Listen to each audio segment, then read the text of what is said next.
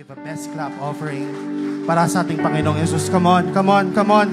I think He deserve more than. Come on, come on. Can we lift up His hands and give Him praise because He is worthy. Because He is worthy. Hallelujah. Lord, salamat Panginoon. Lord, You deserve everything. All our praises, all our worship. We thank You, Jesus. Amen. Amen. Praise God. Hallelujah. Amen. Isa pa nga pong palakpak muli sa ating Panginoon. Praise God. Ayan. Medyo madilim pa. Ayan. I just wanna say hi. Hello po ulit. Ayan. Parang ayaw nyo pa po ata. Hello po ulit. Ayan. Welcome home po sa akin. Wini-welcome ko na po ang sarili ko. Ayan. It is another privilege to share the Word of God with you all. And ako po ay blessed. Alam nyo po kanina na nandun ako sa gilid, I can really feel the presence of God. Amen?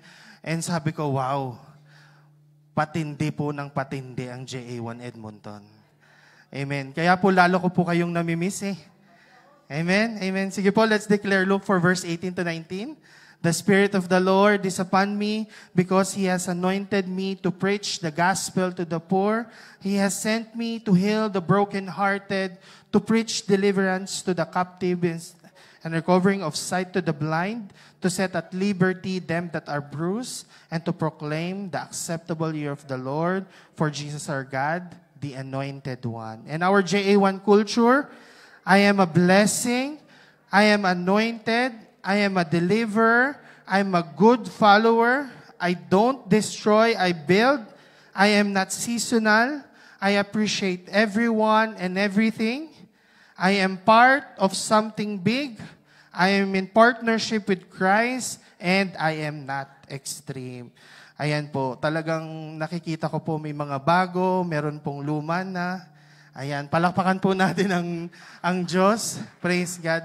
Pero po patindi po talaga ng patindi ang JA1 Edmonton. And I'm always blessed to be back and to share the Word of God. Alam niyo po, sa mga panahon natin ngayon ay talagang nagbabago. Talagang maraming mga, katulad po ngayon, maraming government na nagbago. No? Talagang we will start to trust them again. May mga policy na nagbabago, may mga, basta pabago-bago ang nangyayari sa ating mga paligid ngayon.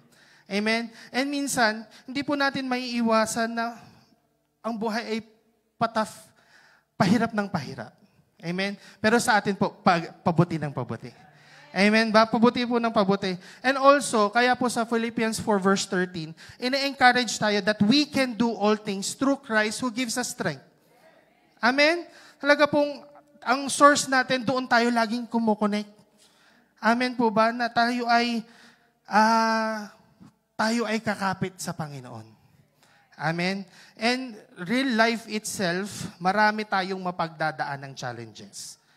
Amen? To receive our breakthrough, di ba, sa mga Olympians, bago yan makakuha ng breakthrough nila, marami silang mga pinagdadaanan na training, di ba? Para makakuha sila ng breakthrough. Do you hear me? Amen? Maraming sa trabaho po, bago ka magkaroon ng breakthrough, malaman mo ang mga procedures ng iyong gagawin, you need to go under training. Amen? Kumbaga, meron mga barriers. Okay? Isama mo na yung trabaho mong lagi kang minamarites. Di ba? Minsan gusto mo ng palayasin. Sabi mo, parang ikaw yung may-ari ha. Yun yung nagiging barrier to receive the breakthrough. And today, in Mark 2 verse 1 to 5, I want to share a story of a paralyzed man who was healed because of a faith and the trust of his friend to Jesus Christ. Ayan. Basahin po natin, Mark 2 verse 1 to 5. A few days later, when Jesus again entered a Capernaum, the people heard that He had come home. Okay? So, syempre, noong mga panahon na to, alam na nila kung anong ginagawa ni Jesus Christ. Amen? Talagang He is performing miracles and signs and wonders.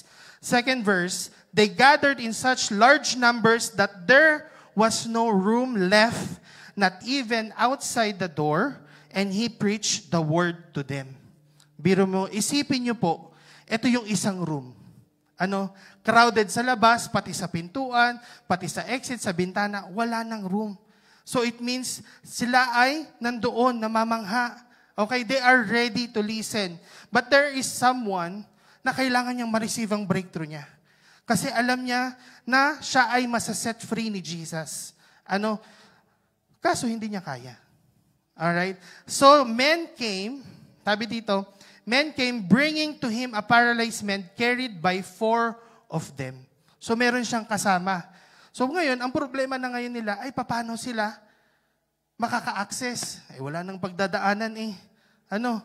Baka sa sobrang excited na maka-experience ng wonders and signs and miracles ni Lord, wala nang pagdadaanan. Paano kaya? Ito po. Sabi sa verse 4, since they could not get him to Jesus because of the crowd, they made an opening in the roof above Jesus by digging through it and lowered the mat the man was lying on. Grabe no, nakakuha ng paraan. Ay, hindi kami matitinag. Ayan, sabi mo sa katabi mo, hindi ako matitinag. Tignan natin ang lakas niyan. Tignan natin ang lakas niyan. Biro mo, wala na. Pero they find a way to get the paralyzed man to Jesus. Amen? And verse 5, sabi niya, when Jesus saw their faith, he said to the paralyzed man, Son, your sins are forgiven. Si Lord po ang mapupurihan ng salitang ito. Let's pray. Father God in heaven, Lord, we praise you.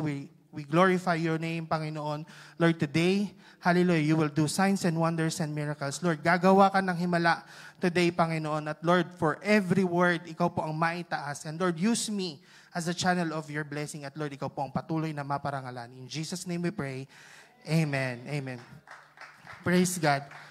Today, I wanted to share to you breaking the barriers through breakthrough. Amen. Breaking the barriers through breakthrough. Ano nga po ba ang nagagawa ng trust? Okay? Nung ako po ay sinabihan ni Pastor Ernest, sabi ko, hindi ako kinokontak ni Pastor Ernest. Hindi na ako magpipreach. Sabi ko, yun na. Sunday after ko pong mag-preach, ako'y tinawagan. Sabi ko na, arin na. Arin na. Ay, ako naman po ay blessed. Ako po ay hindi tumatanggi kapag nasasabihan po ako na magpipreach. And it is always a privilege to share the Word of God. Sabi niya, ano po ba ang ma-share? Trusting God. And through this, sabi ko, grabe yung trust na ipinakita ng bawat isa through his friends to this. Diba? In our life, meron po tayong mga barriers na kailangan nating pagdaanan. Amen? There will always be challenges, but how do we break it to receive our breakthrough? Amen? And ang kailangan natin gawin is the trust in God.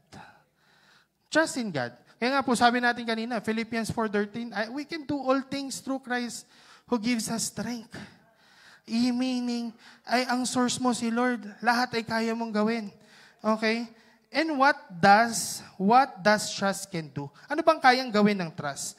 Trusting God breaks through obstacle.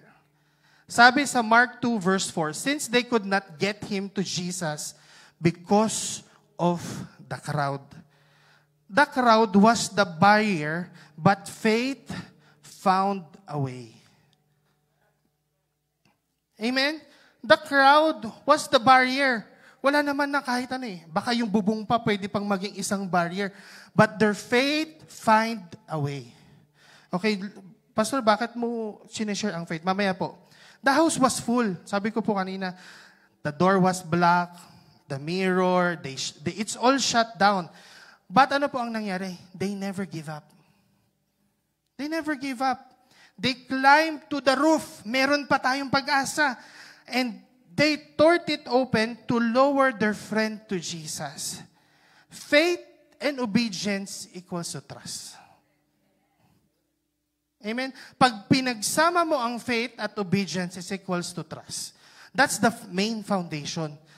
Kailangan mo magkaroon ng pananampalataya. Now, faith is the confidence of things hoped for and the assurance about what we do not see. Grabe.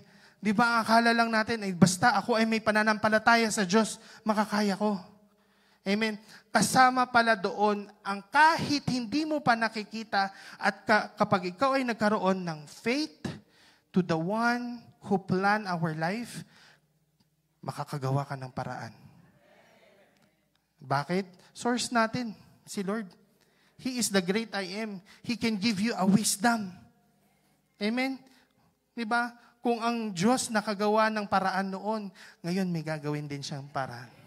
Amen? At hindi lang po yun, obedience is the act of that belief. Kapag ikaw ay nanampalataya, the obedience follow. Kasi ayun ang gagawin mo after the belief. It's the action of believing to the source. Na kahit ang outcome ay hindi mo pa alam. Di ba? Minsan mahirap mag-obey. Di ba? Minsan tayo kapag nag-obey, kailangan mo pang maintindihan ang outcome para sumunod. Breaking through the barriers, you need to have the faith and obedience, even you don't understand. Amen? Because together, faith and obedience is the foundation of the true trust in Christ. Amen? Tingnan po natin sa Bible. Si Abraham, he believed in God's promise. That is faith. That is faith. And he left everything behind to follow God's call. That is obedience. Amen? Together, that is the trust in action. Amen? Kaya po, kapag tayo ay nagtatrust kay Lord, magkasama ang trust and obedience. Amen? Ano po ba? When Peter stepped out of the boat, that is his obedience. Okay? But because he believed to Jesus' word, that is his faith. Anong result? When he walked on the water, that he is trusting the Lord that he can walk on the water. Diba? Anong nangyari right after nawala yung trust niya kay Lord? Nakatarawan yung trust niya. Anong nangyari? Kahit marunong siyang lumangoy, anong nangyari? Nalunod. Lumubog. Amen? But because Jesus is always faithful, He immediately grabbed him and pull him and save him from the water. Amen? And anong ginawa ni Jesus? I want you to bring back your trust in me. Amen? Dahil ang foundation ng trust mo sa akin ay a faith. Manatili ang pananampalataya mo, ang obedience mo sa akin, and you will always be saved. You will always receive your breakthrough. Amen? Ano pa? Ayan, Pastor, ang dami mong example . The woman that who is bleeding for how many years? 12 years. Ang dami niyang barrier. Siya pinandidirian . Di ba? Ang daming dugo. Nakikita sa kanya, lagi siyang tinudugo. Pero, that never stopped her to believe, to trust in God, that she will be healed. No matter what the circumstances, kahit na she was socially isolated by many people, the crowd could stop her, shame her, overwhelm her with a lot of things, but faith pushed her forward. Ano sabi niya? Even I just touch him, his clothes, ako ay mapapagaling. Amen? And what happened after? She received her breakthrough. After 12 years. Amen? After 12 years, we just need to trust in God. Breaks our barriers, our obstacle. Ang tiwala mo sa Diyos ay bumabasag sa lahat ng hadlang. Amen? No matter what, alam niyo po, I have heard this. not many people a lot of this. Minsan, meron pong nakapagsabi sa akin, bakit siya? I was at that very moment na, bakit siya?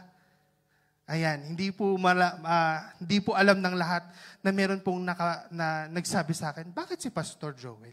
Bakit si Brother Joel? Alam niyo po, I trust in the Lord.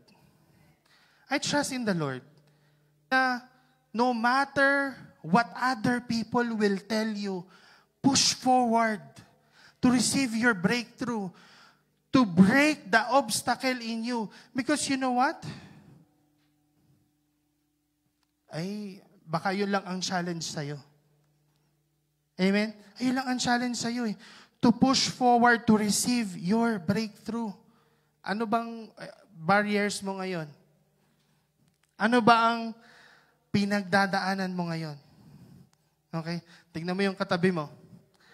Okay, hindi mo pinagdadaanan yan, ha? Sabihin mo, God loves you. Baka sabihin, yung barrier ko, itaw na. Kakaratihin na agad eh. Tapos katabi pala, asawa. Ako, wag naman po, ha? Sabi dun sa likod eh, kinilig naman eh. Wag naman pong ganon, ayan ay suitable for you. Amen, suitable for you daw. And, the crowd, in that verse, the crowd represents the obstacle to our relationship to Jesus. Paano po ba mapapakita sa Diyos? Paano po ba mapapakita sa Kanya, I am ready to receive my breakthrough and I want to break that obstacle in me para ako'y makalaya na. At you know what po? We are in the middle of the year. Ayan, sorry, magmi-middle na po. Magmi-middle pa lang. Pero, alam niyo, marami pa po tayong pagdadaanan. And I want this an encouragement to all of us that we need to be ready to break that obstacle that we are going to face. Alam niyo po kung bakit? Ay, marami ka pang pagdadaanan. Sabi mo sa katabi mo, marami kang pagdadaanan. Amen. Marami ka pang kakaining kanin. Kanin. Pagkain na naman, Pastor. Yeah. Marami pa tayong pagdadaanan. Marami ka pang breakthrough na tatanggapin. Ayaw nyo. Marami ka pang breakthrough na tatanggapin and be ready. Ito ay nasabi na, nangyari na, para tayo ay ma-excited at maging ready to break that obstacle. Minsan, pag nakikita natin yan, ano bang gagawin natin? Kakaroon ng self-effort. Trusting in God doesn't wait for a perfect circumstances. Okay? Trusting in God doesn't wait for a perfect circumstances. Hindi mo nahihintayin na maganda ang sitwasyon mo para maniwala ka sa Diyos. Amen? Kung ano yung nasa harapan mo, trust in the Lord. Trust in the Lord. Alam niyo po, ayun, magkakwento na naman ako, matatagalan na naman. Sandali lang po. Nung ako po ay nasa Vancouver, talagang biyaya po talaga sa akin yung trabahong yan. Kaya madami din po akong napagdaanan. Diba? Pagdating ko po doon, lahat wala pong masyadong mga alam. Kailangan ko pong i-train lahat. Pagdating ko po doon, may kanya-kanya, may sari-sariling desisyon. Sabi ko, pagkapasok ko po ng isang linggo, sabi ko, Lord, bakit nga ba talaga ako nandidini? Tapos sabi ko, maghahanap na ako, nagsusearch na ako ng work from home na trabaho. Biro mo, nasa basin, mag-work from home. Kung gusto kaya doon, pupunta po kayo doon. Pagpunta po kayo doon, sabihin niyo sa akin, itutur niyo po yung sarili ninyo. Kasi pag nandun po kayo, may mga bundok na. Ayan, makikita nyo na po. Pero, sabi ko po, bakit kaya ako nandidini? Kahirap naman. Sabi ko, minsan nadidrain ako. Alam nyo po, I trust in the Lord. Sabi ko, Lord, may purpose ka. Lord, alam ko, pagdadaanan ko lang to. Lord, ikaw po ang bahala. Every morning, nagpe-pray ako kay Lord. Sabi ko, Lord, biro niyo po, ang drive ko, 30 to 40, hanggang 1 hour, hanggang 1 hour and a half. Basta traffic, asahan niyo po, matagal ang travel niyo. Pagdating po doon, talagang ini-spendan ko ng panalangin sa umaga. Biro niyo po, ang mga tao, nagpapasalamat po sila. Sabi niya, Kuya, boss, sabi niya, kami ay blessed na nandito ka. Sabi ko, nung una, parang may mga sariling mundo. Eventually po, ay talaga pong, Lord, ang McDonald's, kung kailangan ko pong speaking in tongues every day, ako po ay naniniwala, hindi po sa kakayanan ko, kundi sa kakayanan ng Diyos. Amen? Because I am trusting in Him. Kung ako ay naniwala sa kaya kong gawin, ay baka ako po ay nawalan na ng pasensya. Iniwanan ko po talaga sila. Amen? Diba? We need to trust the Lord, to trust God to break our obstacles. Amen? Ngayon po, alam niyo po, sa biyaya ng Panginoon, si Lord po ang patuloy na mapurihan. Ako po ay ginagamit na mag-train ng mga ibang restaurant sa aming market. And our market, my restaurant right now is the number 1 food cost maker in our market. Alam niyo po, sabi ko, hindi ko kaya yun eh. Pero si Lord, amen, naniwala lang ako eh. Alam niyo po, bago namin na-receive yun, kami po ay last. Sabi ko, si Lord ang bahala. Amen. Ang binigay ko pong schedule, 6 to 2, hindi. Sabi ni Lord, kailangan namin magkaroon ng breakthrough. Nag-work po ako ng isang gabi, late night, para lang po mag-train. Gagawa tayo ng paraan because He is giving us wisdom para malagpasan mo yung obstacle na yun. Kapag binigay na yun sa'yo ni Lord, mag-obey ka na. Because there is a faith and obedience equals to trust. Amen? At alam niyo po, ang trust natin is nabibuild within the church. Amen? Trust is built within the church. Alam niyo po, sabi sa verse 4 or 3, sabi niya, some men came bringing to Him a paralyzed man carried by 4 of them. Hindi natin kailangan maglakad ng mag-isa sa ating pananampalataya. Amen? Sa panahon ng kahinaan, on our weaknesses, in our doubts and in our fear, bibigyan tayo ng Diyos ng makakasama. Tignan mo yung katabi mo. Ayun. Di ba nakaka-bless po? Ang music team nakaka-bless po. Palakpakan po natin sila. Amen. Ang media po, palakpakan din po natin sila. Sabi ko po, ay grabe. Nandun na sila. May nasarili na silang room. Hindi na magbubuhat ng kanilang mga lamesa. Amen. Tayo po, the trust is built within the church. Kailangan po natin ng bawat isa. Amen? Mabuti po ang Diyos. Amen? Mabuti po ang Diyos na dinala tayo into a one community, into one church. Building up each and every one. Kaya po sabi sa Hebrews 10 verse 24-25, and let us consider how we may spur one another on toward love and good deeds. Anong sabi? Not giving up meeting together. Amen? Ako po ay natutuwa nung si Shane po kasi kasama ko nung isang araw. Ayan, nakikain po yan sa bahay. Sabi niya po ay nag-request ng kare-kare. Sinamahan naman niya po akong mamalengke. But po, anong sabi niya dito? Not giving up meeting together. Ako po ay natutuwa nung nag-share siya. Mayroon silang anointed professionals, nagbe-build up na sila ng pre-teens. Alam niyo po, Jesus did not start with the whole large community. He started with small. He went to every nation, every city, kahit saan siya magpapunta. He started with small. Amen? Honestly, he started with just 1 until nag-become 12 eh. Diba? He started and He spread those people. He trained, He equipped it.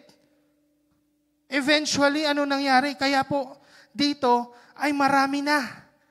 Marami nang nakakakilala.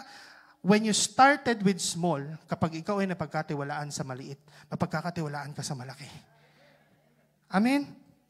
Amen? Alam niyo po, yung paralyzed man, pwede naman siyang maging ganun na lang. Ganito na lang ako, I will accept that I am like this. Meron pong mga ganyang mindset. Di ba? Meron mga ganyang mindset. Ganito na lang ako. Ano? Tanggap ko na ganito ako. Forever. Yan, may forever pa. Ay, wala naman daw forever. Ano? Alam niya na meron siyang mga kasama na the same pananampalataya, na the same na naniniwala sa Diyos. That's why he was able to get healed. Kailangan po natin ng bawat isa. Alam niya kung saan siya lalapit. Tayo po, I believe in this community, in this church, alam natin kung kanino tayo lalapit. Amen? Tignan niyo po yung mga tao dito. Ayan, kukunti sila. Tignan niyo po yung mga nandoon. I-familiarize niyo na. Pakita niyo nga po yung inyong magagandang mga gwapong itsura. Wag po sa akin, ha? Sila pa. Ayan, tingnan nyo na po ang bawat isa. Know them because your trust will be built in this community. In this church. We need everyone. Ang pananampalataya po natin, ang bawat isa, merong iba na nauuna na, yung iba nag-uumpisa pa lang. And those people who are here, hindi po natin sila patuloy na ibababa yung mga nandito. Hihilahin natin sila pataas. And we will find a place, a paraan, kung paano sila lalakas sa kanila ng pananampalataya. Because our goal, our vision is to be with Jesus. Amen? Hindi lang pang sarili natin. When we become a family of God, hindi lang sarili na natin. May pakialam na ako sa'yo. May pakialam na ako sa'yo. May pakialam na ako sa'yo. May pakialam na tayo sa bawat isa. Do you hear me? Kaya wag po tayong mahihiya na mag-reach out. Alam niyo po, baka kailangan nyo ng panalangin at natututo ka palang panalangin. I-reach out nyo po si Sister Elmi. Mag-log in kayo sa kanyang devotion every morning. Yan. Palakpakan po natin. Ayan. May talent fee po yung yung joke lang po, joke lang. Diba? And God often uses faith of others to strengthen us. And Hebrews 10:24 sabi, not giving up everything together. Meeting together. Wag po tayo. Kaya po, pag siguro inuulit sa inyo ng inyong pastor, ng mga life group leader, na mag-life group na kayo, wag kayong ma-offend. Mag-life group na kayo. Ang barrier ninyo ay kailangan yung umpisahan. Maniwala kayo sa Panginoon. Amen? May pananampalataya kayo eh. Okay? Sabayan nyo ng obedience. Sabihin nyo ng obedience at makakapag-umpisa po kayo. Naalala ko po noon sabi ko, Pastor, gusto ko po talagang mag-share talaga na gamitin ng Lord. Kay Pastor Ernest, isa po yan sa mga shineran ko noon dati. Sabi niya, sige, mag-go ka na. Alam ko po si Lord ang kikilos. At si Lord po ang kumilos. Amen? Amen? Talaga pong, when we trust God, we need to trust His people. Amen? Kasama po, trusting God by trusting people. Amen? Kasi isa po yan sa creation ni Lord eh. Amen? Lalo na nagpapatuloy sa kanilang pananampalataya, there is breakthrough and fellowship strengthening our faith. Amen? Sino dito ang nag-life group na lumabas ng life group na hindi na-bless? Wala, di ba? O sino dito yung nag-life group pero na-bless? Sabi ko, tumaas ng kamay. Amen, lahat po tayo. Na-bless tayo, di ba? Alam niyo po, yung mga kasama niyo dyan sa upuan, nag-umpisa yan sa life group. Nag-umpisa yan sa life group. Nakita niyo po, lumaki din sa life group. Lumaki din sa life group dahil si life group leader, pakain ng pakain. Amen? At hindi lang yun, lumaki sa pananampalataya. Amen? Trust is built through within the church. Pahalagahan po natin ang bawat isa. I believe isa po sa inyo dito nangangailangan ng panalangin. Today, wag po kayong mahihiya. Lumapit po kayo sa inyong pastor, sa inyong mga life group leader. Sabihin nyo, I need your prayer. Amen? Alam nyo po, ako po ay nasa BC. Noong isang araw, ako po ay taga dito po dati. Ako ay blessed. Meron pong nagme-message sa akin na youth. Sabi niya, Kuya, can you pray for me? Sabi ko, yung community na yon hindi lang dito. It will last forever. Because when you build that relationship, matagal, they will always reach you out. Because alam mo, ang ipinakilala mo, hindi ikaw. Ang pinakilala mo, ang Diyos. Amen? Sabi niya, Kuya, medyo meron akong pinagdadaanan. Pag-pray mo naman po ako. Ako po ay blessed kapag meron tayong nare-reach out na ganun. Because no matter what the circumstances, no matter how long the distance is, church is not just the building. Church is you. Amen? You carry the church. You represent Jesus. You represent God. Amen? At ikaw mismo, you will strengthen each and every one. And through you, we will be able to break the barriers. Amen? Through you, you will break the barriers. Katulad po nung paralyzed man, hindi siya natinag. Hindi po natinag yung mga kasama niya. Sige, mamaya po makikita natin. And when we trust God, trust moves God's heart.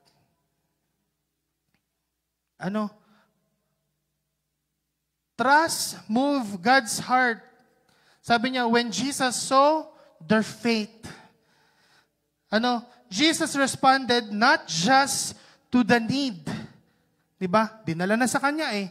Diba? Makakaagaw kaya ng atensyon yun. Biro mo may nagbutas. Nagpipreach ka. Mamaya kaya baka may magbutas dito ha. Diba? May nagbutas. Tapos sinala nakakaagaw atensyon. Ano ang napansin ng Lord? Hindi yung problema. Nakita niya yung faith. He saw the faith. Unang nakita ng Diyos ang pananampalataya. Jesus did not see the man's condition. He saw their faith.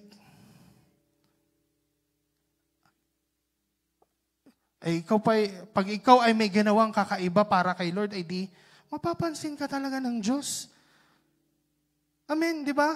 It will move His heart. Makikita niya, ay, grabe naman na tong taong to. Di ba? Grabe ang ginawa niya. He was moved not only by the physical need. Sabi niya, but by the deep trust. Nakita ng Diyos, nakita ni Jesus ang malalim na pagkakatiwala ng 4 na lalaki para dalin ang kanilang kaibigan na paralyzed upang mapagaling. Amen? It is an action. Di ba? Biro mo naman ay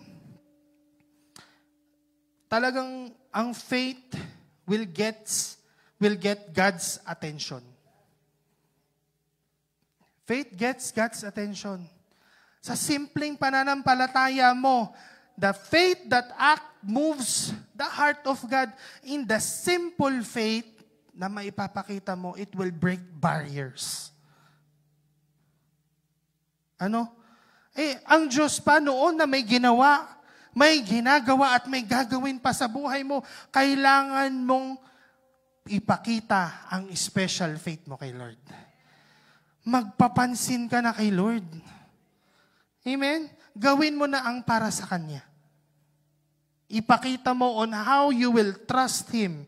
And then sabi sa Proverbs 3 verse 5 to 6, alam ko to, paborito nito ni Brother Rad. Trust in the Lord with all your heart and lean not on your own understanding.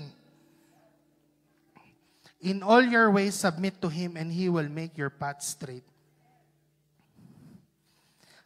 Sometimes, breakthrough, you need to start with a simple trust. Okay? Hindi mo kayang solusyonan lahat. Do not lean on your own understanding. Sabi na, trust in the Lord with all your heart. Amen? Do not focus on the barriers, but focus for the one who plans your life. Amen? Maniwala ka sa gumawa ng iyong buhay.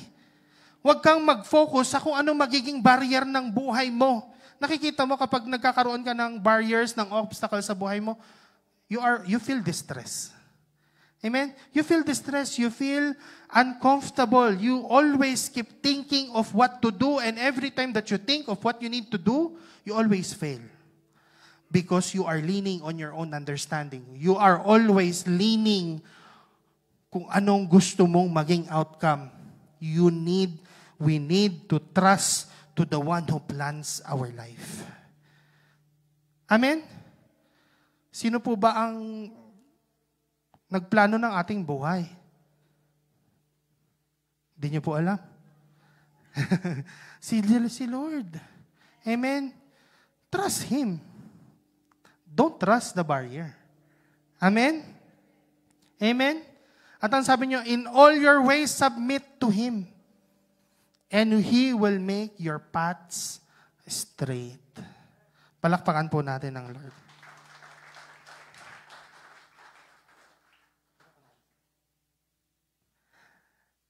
And lastly, trust receives what is truly needed.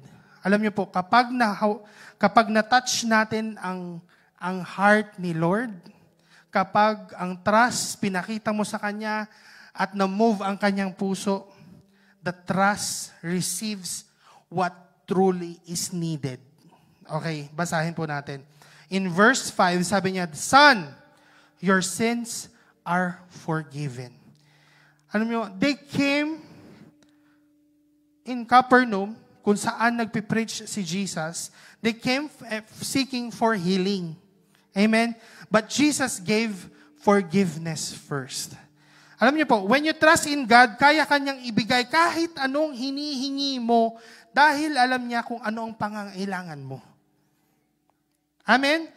Kagaya ng paralytic, hinihingi niya ay healing of the body, pero ibinigay niya din ay healing of the soul. Mapapansin niyo po, no? Mapapansin niyo po. Minsan, kapag tayo ay distress, parang ang sakit ng likod ko, sakit ng ulo ko, 'di ba? Wala ka naman talagang sakit eh. Pero your soul is bothered. Meron kang iniisip emotionally, 'di ba? Pagkaroon ka ng emotionally na nadadamay ang physically mo. Amen. Minsan, kapag wala din laman yung bulsa, sumasakit yung ulo eh. Tama po ba? Di ba? Amen? Pero, kapag ang emotional at soul ay troubled, apektado ang body. Amen?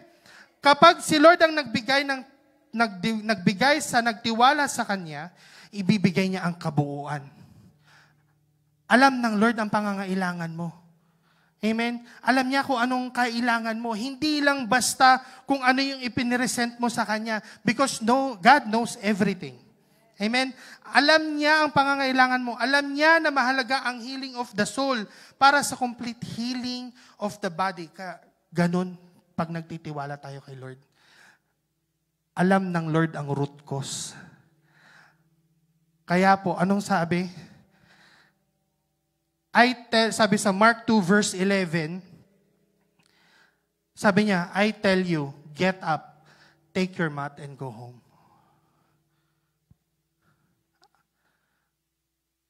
Hindi muna sinabi niya, get up. Di ba? Take your mat and go home. Hindi yun ang una niya. Ang inuna niya, pinatawad niya muna. He looked at his soul para even the outside body will be forgiven. Dahil ang naniniwala sa Diyos, Romans 10 verse 11, for the scriptures encourage us within these words, everyone who believes in Him will never be put into shame. Kapag nagtiwala ka sa Diyos na ikaw ay pagagalingin, hindi lang basta kagalingan. Total, full recovery and healing. That is the signs, wonders, and miracles of God. Amen? Palakpakan po natin ng Diyos.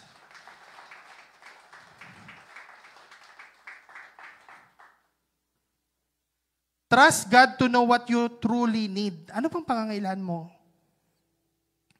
Offer everything to the Lord.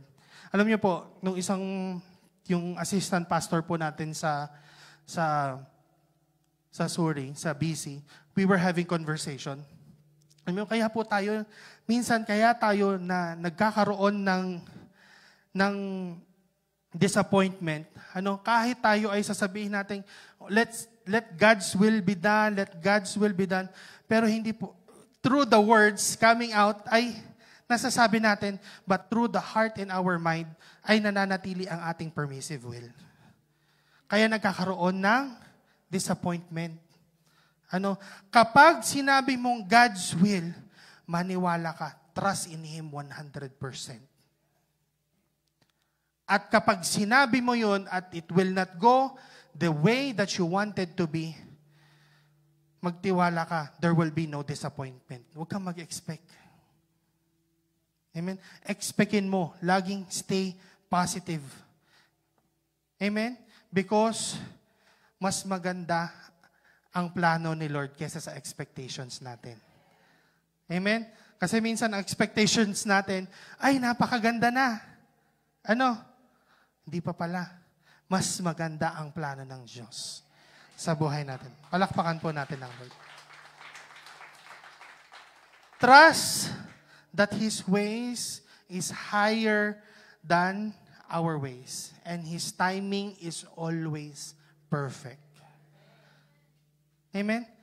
His timing is always perfect. Can I invite the music team po?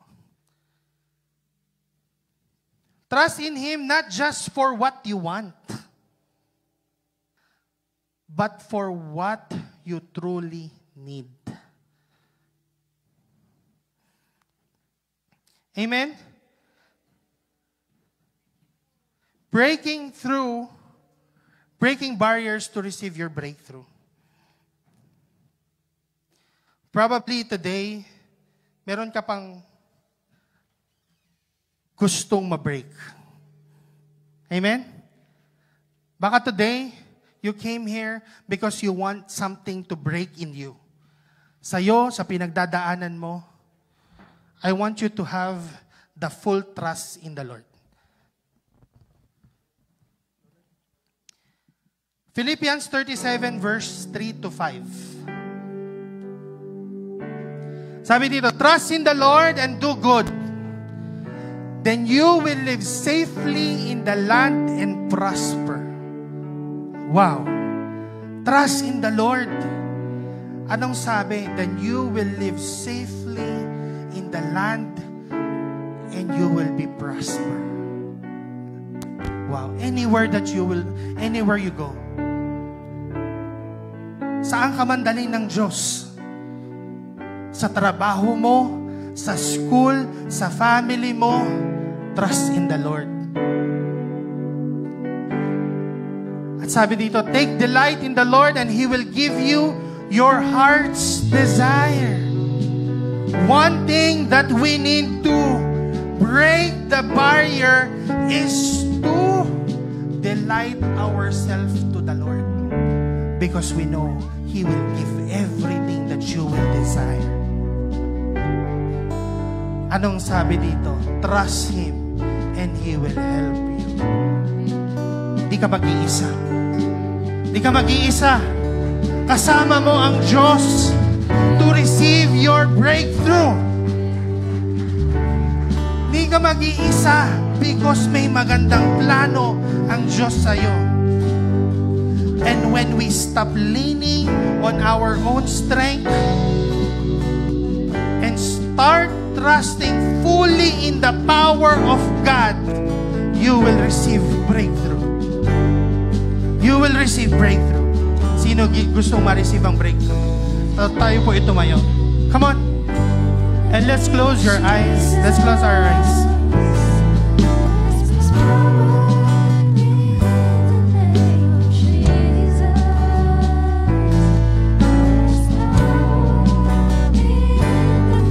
Sige po, tayo po ay mag-worship kay Lord.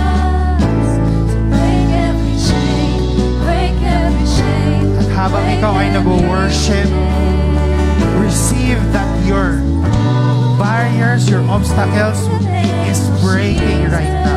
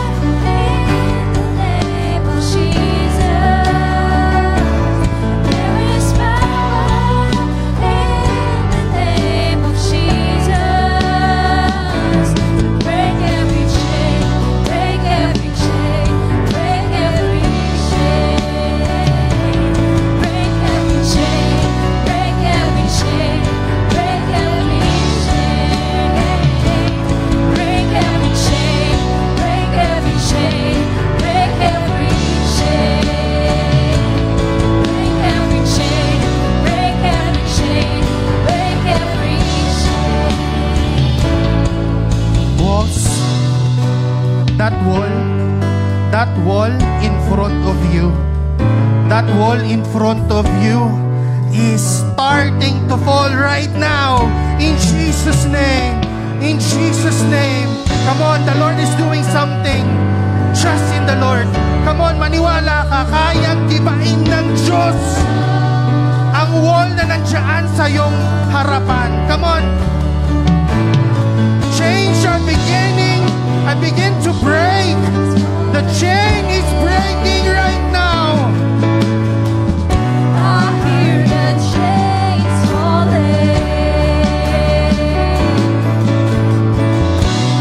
The chains is breaking. Come on, lift your hands to the Lord. I hear the chains falling. I hear the chains falling.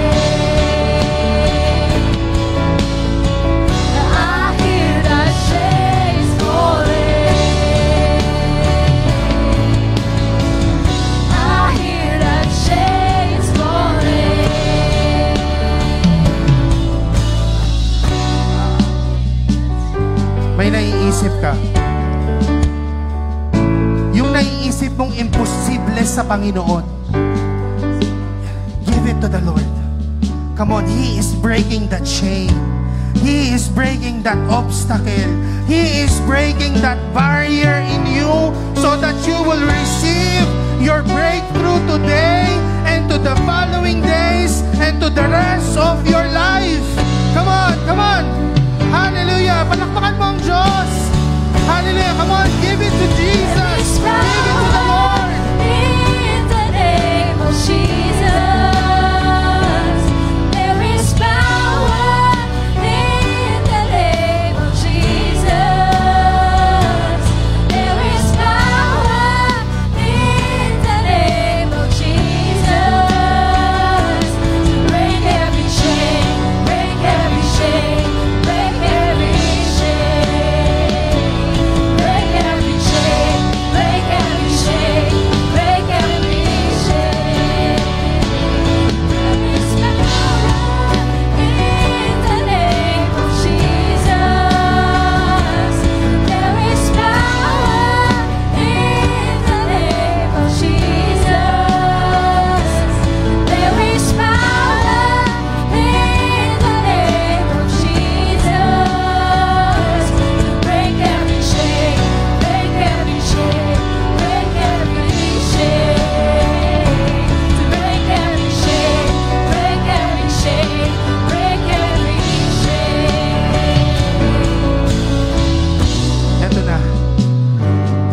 Narinig na ni Lord yung dalangin mo. Narinig na ni Lord yung puso mo. Now receive your breakthrough. Receive your breakthrough. Come on. Hallelujah. Can you please raise your hands as an act of faith? In receiving your faith. Come on, receive it. Don't be shy. Itaas mo ang kamay mo and receive the breakthrough na pinakahihintay mo. And today, you will receive miracles and signs and wonders. Ipaparanas sa'yo ng Diyos ang hindi mo pa nararanasan. In Jesus' name! Come on! Receive it! Ipakita mo ang kakaibang pananampalataya mo sa Diyos, and you will receive something great, something wonderful sa iyong buhay. Receive! Come on! Receive it! Receive! Receive! Receive! Receive! Receive your breakthrough!